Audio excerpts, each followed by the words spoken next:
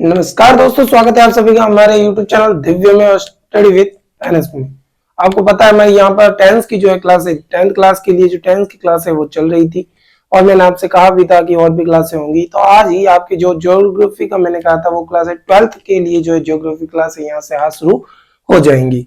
और भी बहुत सारी क्लासें हैं जो बहुत जल्द शुरू होगी। तो जैसे जैसे टाइम मिल रहा है वैसे वैसे हम क्लासें ले रहे हैं, लेकिन आपको यकीन दिलाते हैं कि आपका जो ये बोर्ड्स एग्जाम होंगे, बोर्ड एग्जाम से पहले पहले हमारे जो है जितना हो सकता है हम उतना कवर अपना जो सिलेबस है वो करेंगे, जो जो सब्जेक्ट्स का मैंने आपसे कहा है।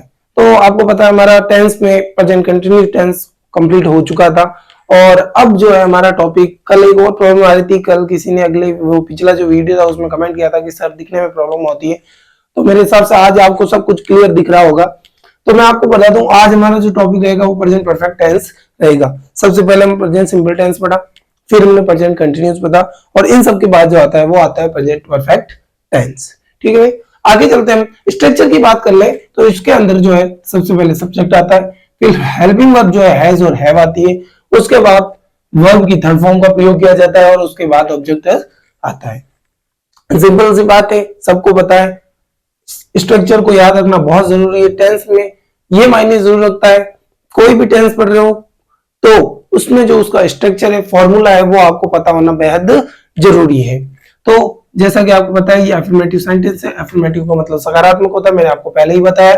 और सब्जेक्ट के साथ subject plus helping verb has का प्रयोग होता है, वर्ब की थर्ड फॉर्म का प्रयोग होता है और ऑब्जेक्ट प्रयोग होता है। अब आता है भाई हैज और हैव का प्रयोग होता कहां पे। तो आ जाइए, हैज का प्रयोग सिंगुलर सब्जेक्ट के साथ होता है। किसके साथ? सिंगुलर सब्जेक्ट के साथ और थर्ड पर्सन के साथ, जैसे ही, सी, इट, एनी नेम, ये आप पता है।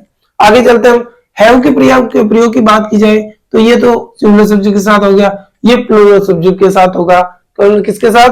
प्लूरल सब्जेक्ट के, जैसे आई, वी, दे, यू, ईटीसी, यानी कि एक वचन और बहुवचन। ठीक है, आप समझ चुके होंगे। आगे चलते हैं हम। अब 4 पार्ट मैंने बताए थे हर टेंस में, जिस टेंस के बाद उसके, जैसे टेंस के 3 पार्ट होते हैं, प्रेजेंट, पास्ट और फ्यूचर। फिर प्रेजेंट की बात करें उसके 4 पार्ट होते हैं, कौन कौन से?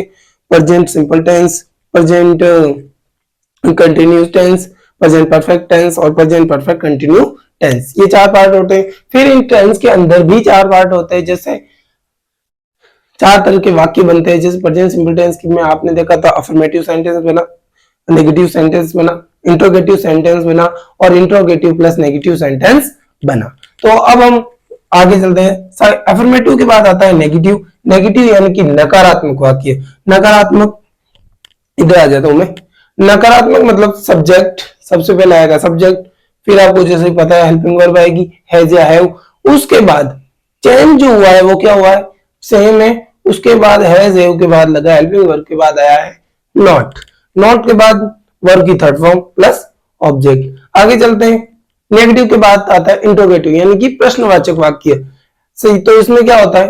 प्रश्न बनाना पड़ता है। तो सबसे पहले हेल्पिंग वर्ब आ जाएगी हैज या हैव, फिर आएगा सब्जेक्ट, फिर वर्ब की थर्ड फॉर्म और फिर ऑब्जेक्ट। इसी तरह इंट्रोगेटिव प्लस नेगेटिव भी बनता है। तो आ जाइए, अब कुछ और भी चीजें इनके बारे में जो सामान्य रूप से जाननी बहुत जरूरी होती है।